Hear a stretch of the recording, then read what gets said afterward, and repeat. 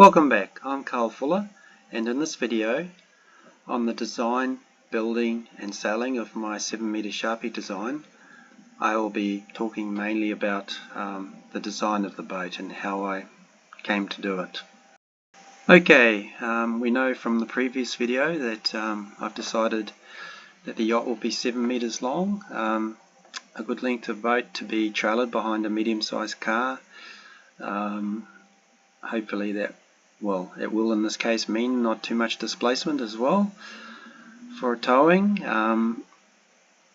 And so after you've decided the length, what I do is start with a profile drawing, and that will give you a lot of information that you need to work out earlier on. You'll have a rough idea of what the sail area should be, an idea of what the displacement will be, and from that you can start your profile drawing and put things in positions which you hope for. There's usually a bit of massaging involved. For example, the centerboard, the dagger board, I didn't want it to be interfering into the seated saloon area too much. The galley will be to one side of it, which is quite typical in a trailer sailor, and the head will be on the other side. There'll be a companionway through to the saloon area. There'll be some quarter berths here with a seat in this area, and maybe not so much for me, but for a partner, there'll be some headroom there to stand at the galley, and I'll be able to stand there as well. There'll be a hatch above there that might help with my headroom a little bit. But things to consider next are things like the rudder area, the dagger board area, which will give you the center of lateral resistance, which will, combined with the center of effort of the sails, will give you the lead, which in this case is going to vary, because full sail lead area will be 14%, and the reefed sail area down to 11.5 square meters will be 19%, and those numbers fall just a little bit outside what is considered to be normal numbers for a sloop-rigged boat. I'm still not decided whether this will be a schooner or single sail boat, cat rig, but I'm trying to work out, until I have to really decide, trying to make the numbers work for both. Okay, so knowing a lot of these numbers, with a ballpark for them, the next part I go onto is the spreadsheet I make for similar length and type of yachts. In the spreadsheet for to help me with the design of my 7-meter Sharpie, you can see I've picked yachts designs of similar length, some a little bit more, some a little bit less, but they're all helpful, especially with the ratios that they give you for sail area to displacement and those kinds of things.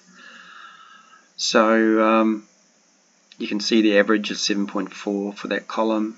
I'll be ignoring the extremes of that column and helping me with the parameters of my design. Next significant column is the waterline length.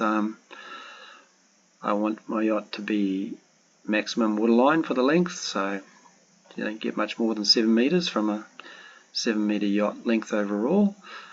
The beam, you can see some of the Sharpies are under the maximum trailer bore beam for a similar length of boat, but I want a reasonable volume inside the boat and some good form stability, so I've gone for the maximum width that you can trailer in New Zealand, 2.5 meters, without signs and those kinds of things.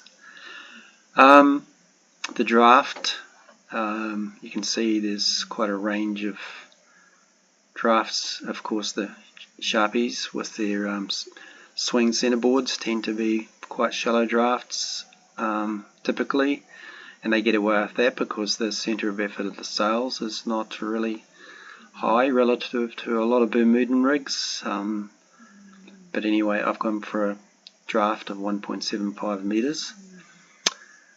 The displacement, I started out with lighter than 700 kgs, but the more I drew the boat, the more I worked out the materials.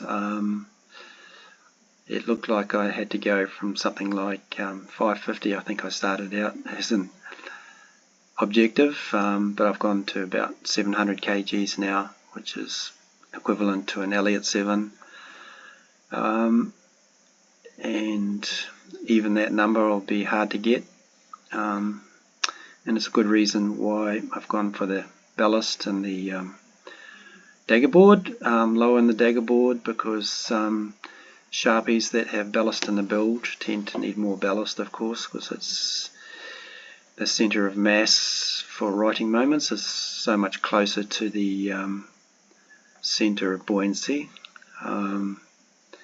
So you can see some yachts have certainly more ballast and some a bit less. That takes us to the ballast ratio, which is a really critical column as an indicator of stiffness of the boat, and it goes from anything from sort of the mid-40s to the low 20s for Sharpies, and two boats I'll be taking a lot of note of is the Roger Martin design and the Bruce Kirby Norwalk Island Sharpie design. It's quite a big ballast ratio, and that's one of the reasons why they sell so well.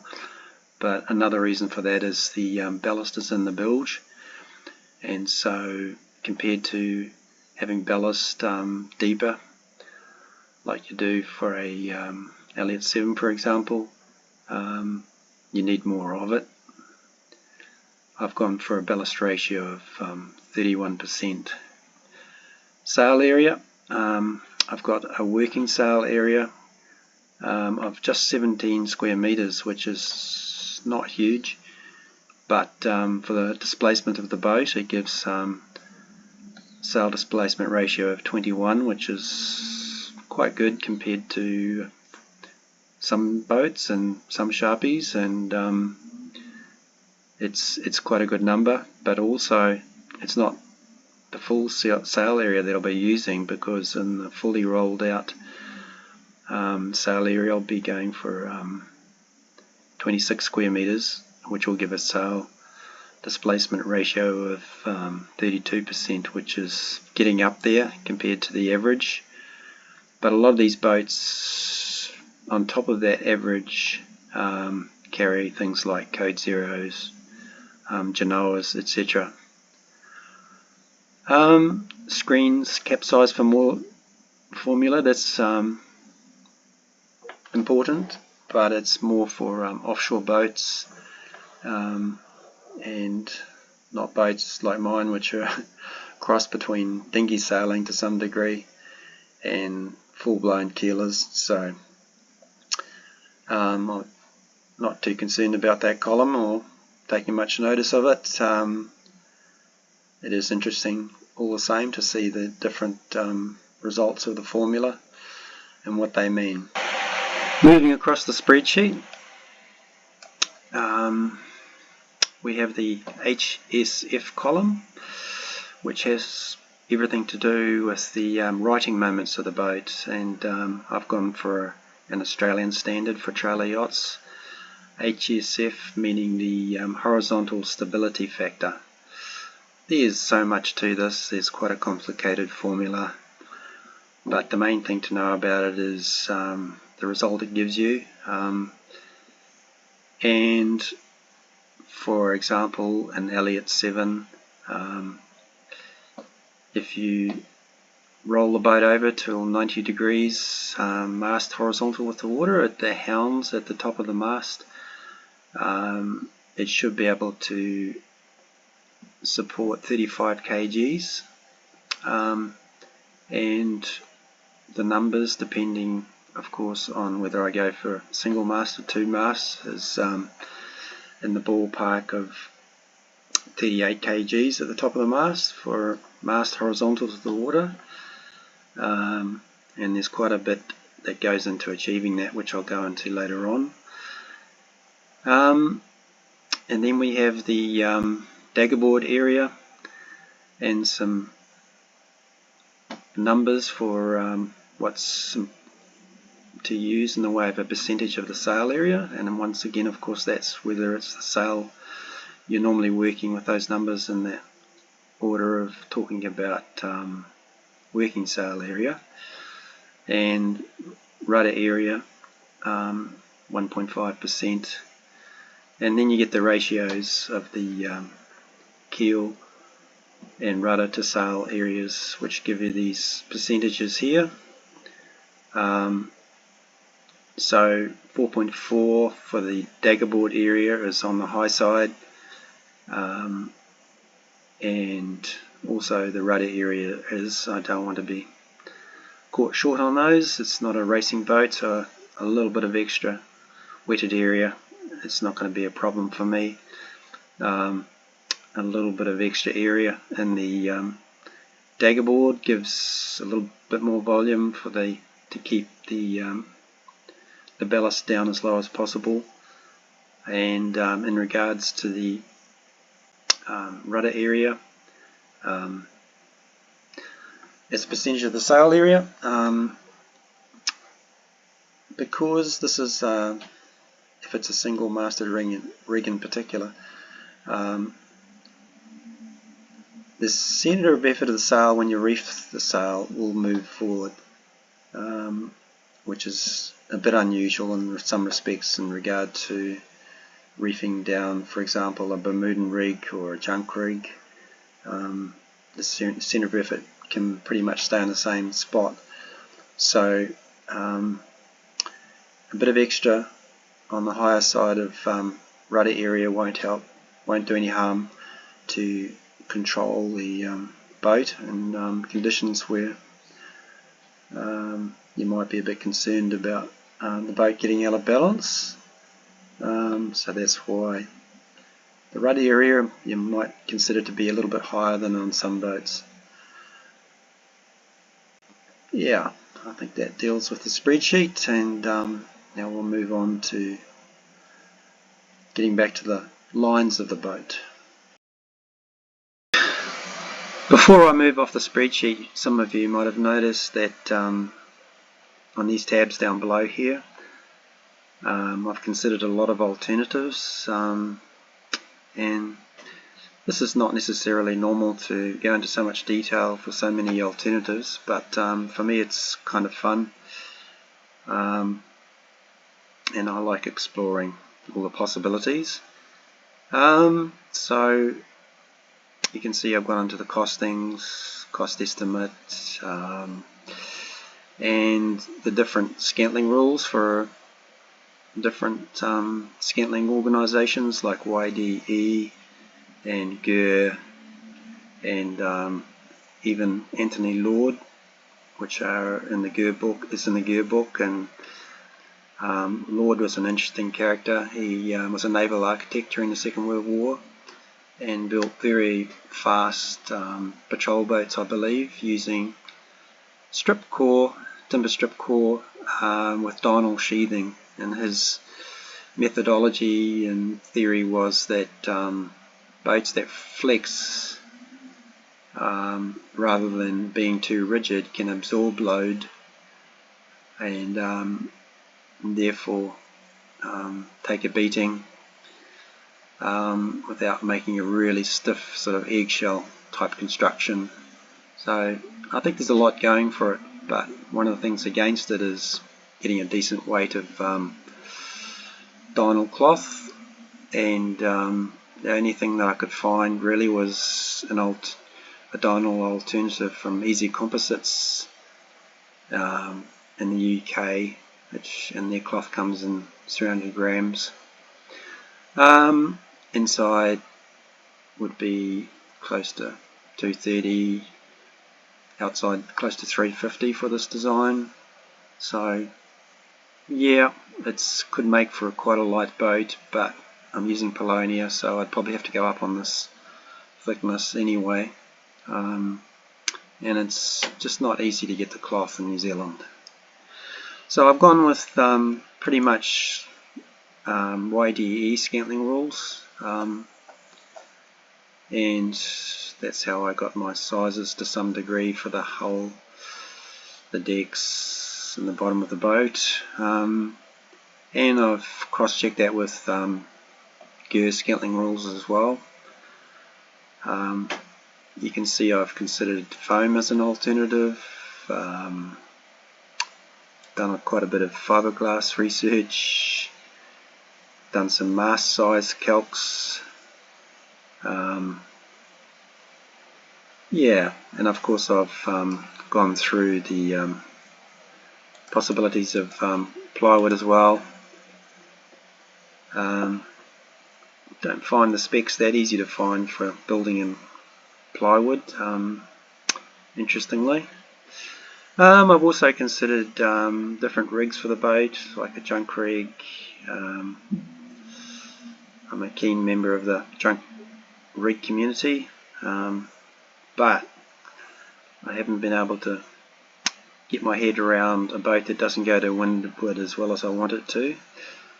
So that's why I'm hoping the Ljungström rig will do the job. So that's what all these spreadsheets are about, and yeah, so that I think we can move on to back to the CAD program and the lines of the boat now. Okay, so we're looking at a perspective of the lines, and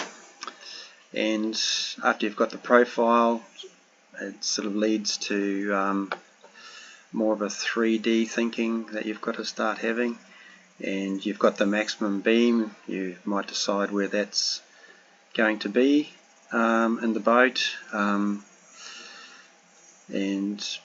there are different opinions on that, and different beams suit different styles of yachts. So you can work out a bit of a starting point as the one of the more central stations, and then you can go for the transom, and you'll have some good ideas of how you want that to function, and of course you've got some dimensions for the stem of the boat, station 0,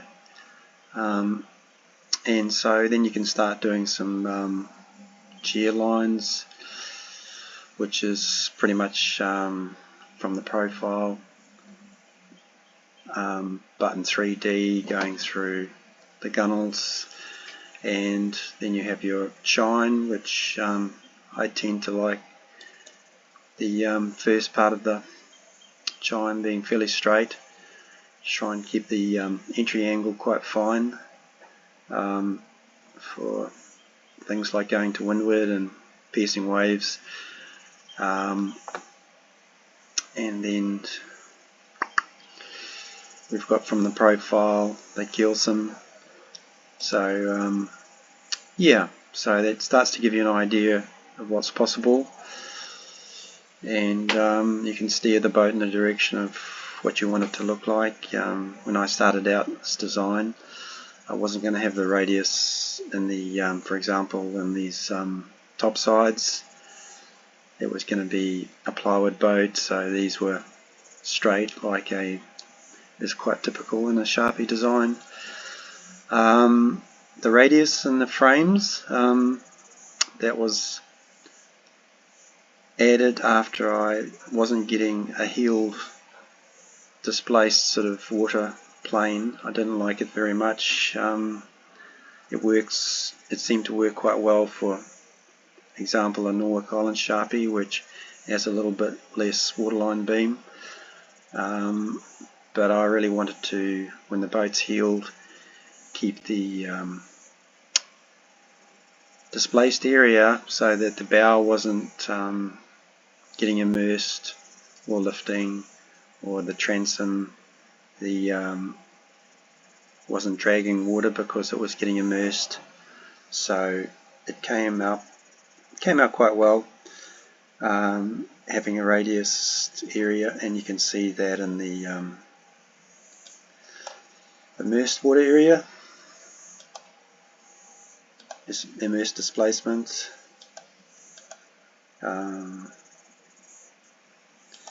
There we go. That's what at 700 kgs the bottom looks like, the immersed water plane area.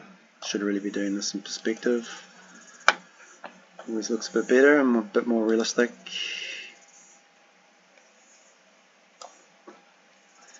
Yeah, so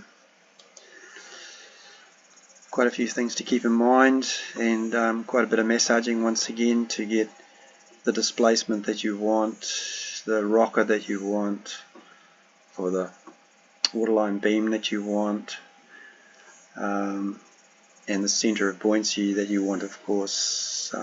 Center of buoyancy of is about here,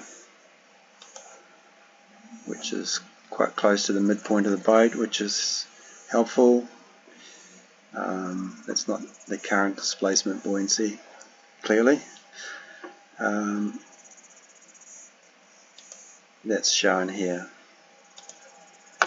So going for a little bit more displacement than the original. Very close to the midpoint of the boat, and center of displacement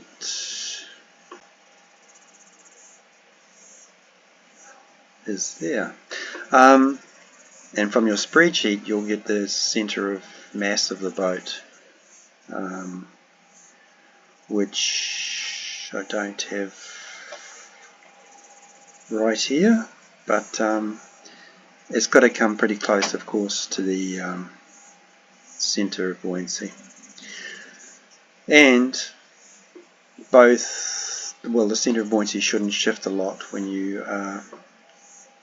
the boat is heeled.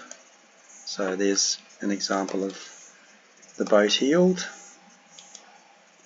and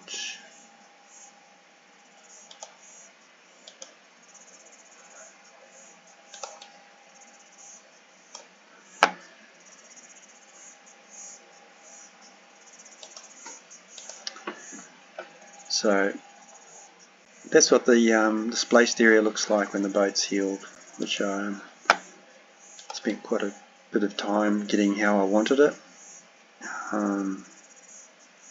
Sorry, it's not that clear there. We can change the color quite easily. Change it to red maybe. And so it's quite a canoe body, which I like the idea of. It gets the center of buoyancy when it's heeled. It moves it well out, so the boat will have good initial stability.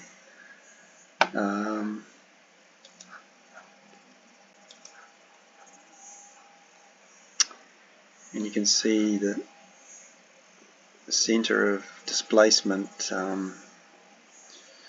when the boat is heeled at 25 degrees is quite close to the center of displacement when the boat's upright.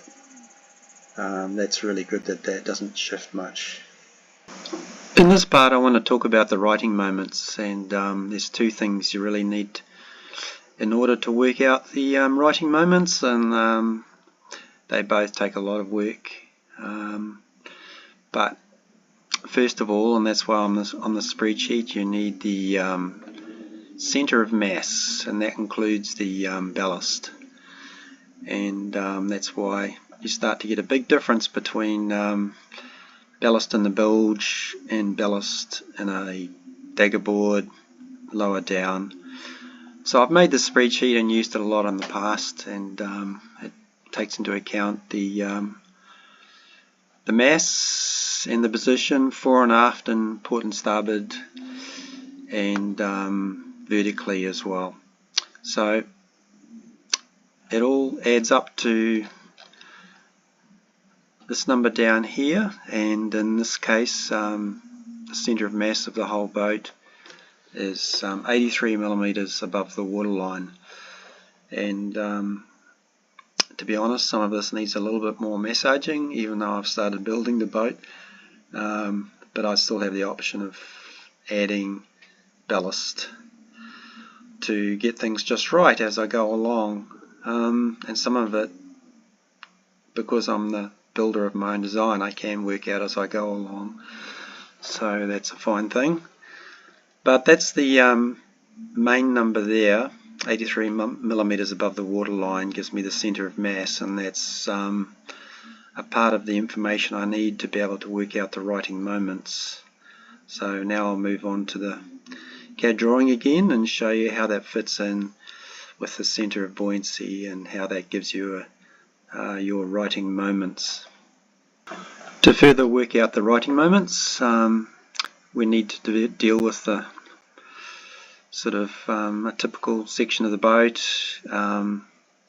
near the middle of the boat, and we need to have worked out where the, in this case, this position here is when the boat is heeled at 90 degrees, and that's a typical position that's used for trailer yachts to determine if the boat has enough riding moments. And so this took quite a bit of work to work out the centre of buoyancy when the boat heels, and that gives you this position here, and so it gives you this, if you're looking at the centre line of the boat, this point here. And from the previous spreadsheet we were, if I remember correctly, 83 millimeters above the waterline for the centre of mass. So that gives you this distance here. So we know the displacement of the boat, so we have 700 kgs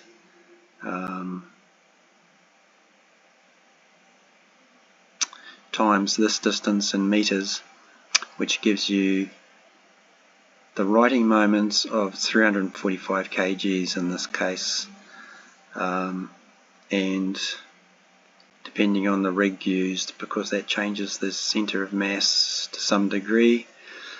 Tall rigs, of course, put further mass further higher up, and so it gives you this number here, and to get that HSF number before, this is divided by the number of meters. This writing moment number, kilograms here, is divided by the distance from here to the top of the mast, the hounds, where you want it to be those number of kgs that the boat will support before heeling further. So that's how you work out the writing moments for the boat, and get a ballpark idea of whether the hull will be stiff enough with this certain amount of ballast that you're using, given the centre of buoyancy, and there's a lot goes into the centre of buoyancy. Cabin can come into it for the certain amount of displacement. This cabin starts to add to buoyancy, as it does on this yacht. If you've got a narrow waterline, you get the centre of buoyancy could be higher and further out. So you start to see there's quite a complicated picture that you've got to fill all the parts in for to understand the writing moments of the yacht. And with 220 kgs of ballast, I'm in the ballpark, but I've got to do a little bit more work to decide whether I'm going to rely on water ballast or not, or go up a little bit if I need to with the lead in the centerboard. Getting back to the center of mass spreadsheet I used for accumulating all the mass weights and locations was an important part of the project, of course, and once I decided on Paulownia as a timber, I did some tests down in my workshop to compare it with cedar, and I compared different types of cloth and different amounts of layers, and I did what's basically called in engineering a Yanker test, where I put the equivalent of 50 kgs on the glass that I'd laid on 2 test strips, and to see if that would dent the surface, and got some interesting results which convinced me to go for double bias as the material for most of the surfaces on the hull. I was quite amazed at the difference between double bias and ordinary weave cloth, so I thought I could possibly save some weight by going for the double bias. I haven't found it that easy to use, but still a great decision, and it'll add a lot of stiffness to the boat. I also had to make a decision as to what thickness, and I decided eventually to treat the Paulownia timber as something between balsa and cedar basically, and certainly in weight, being 205 kgs per cubic meter from the source I got it from, made it certainly a lot lighter than cedar, and a bit heavier than balsa. So I would consider it to be a structural timber, not majorly so, but the point of it is that as with cedar, between the annular grains and the timber itself you can push your thumbnail into it. Certainly not as soft as foam or balsa, especially on the end grain, but I decided to go pretty conservatively, and because I wasn't using, I'm not going to be using stringers or a minimum of frames, I'll be using a minimum of frames, I decided to go for the double bias and some extra thickness. So whereas for the bottom, top sides, you might have used 12 in cedar according to the 12 millimeters in cedar according to the scantlings, I've actually gone for, you can see the thicknesses here. So for the bottom I've gone for 19 millimeters, the top side 17 millimeters, and the decks and cabin 12 millimeters, and all those numbers will end up a little bit less because of sanding and fairing, and it's a great timber to sand. The only problem with sanding it is the glue between the strips is a lot harder than the timber, so you just have to pay attention to not creating humps and hollows. So doing as much planing as possible before you use the longboard on it before glassing is the way to go, and any filler you use to make sure it's not any harder than the timber itself.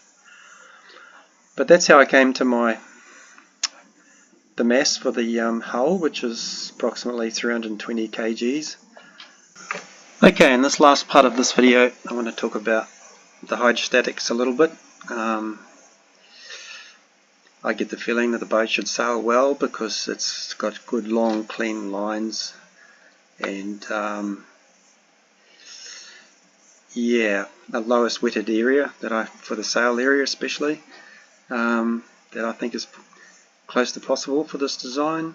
It's not a racing boat, so these things are not highly critical, but why not go as well as you can for a certain given amount of materials, and that's the way I look at it. The hull lines to some degree are inspired by Bruce Kirby's North Island Sharpies, and as I've mentioned before, I've got a little bit more beam on the waterline, and my transom area is a bit got a bit more beam as well. I've tried to keep the volume of the boat inside as much as possible for a trailer yacht, and I've also wanted seated headroom under the side decks in this area where the saloon is, and I think I've achieved that, and you can barely see them here, but there's a couple of windows in the hull. The windage on the ends of the boat is kept down a bit by having a reverse shear. Yeah, the entry is relatively fine, 15° from the centre line entry angle,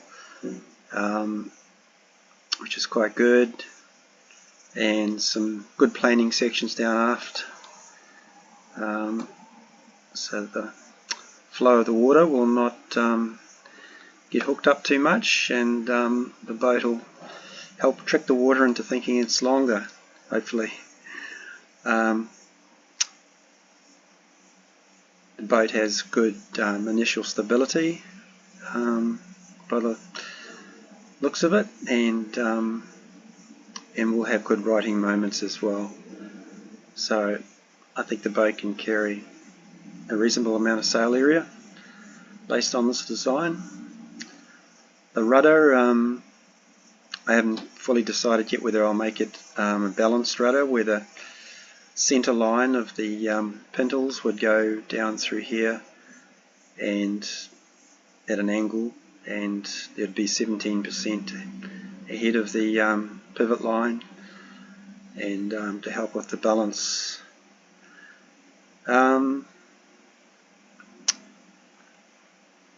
The dagger board, the ballast will be down in this area, quite low down but no bulb, and that's why I've gone for a 15% nacre profile to help with, that's the ballast there, to help keep the ballast down low. It's probably the maximum you want to go for. You start to trade off lift for drag, but the good thing about a 15% as well is that the stall angle is a bit higher than some of the lower numbered nacre profiles. The rudder will be 9%, not an untypical nacre profile for a rudder. That's about it really for the hydrostatics. It is going to be very interesting to see how the yacht goes.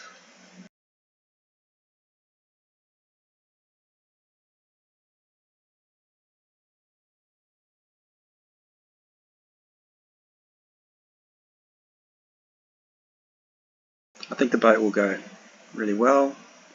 Cockpit will be fairly comfortable. The boat will be easy to sail. If the rig works out well, it means you won't be able to have to go onto the foredeck.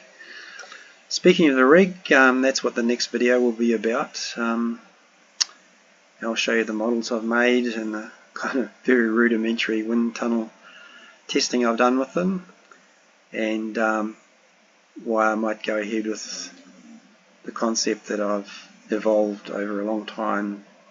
And it's a concept, of course, based on other people's ideas and work and what's proven to work.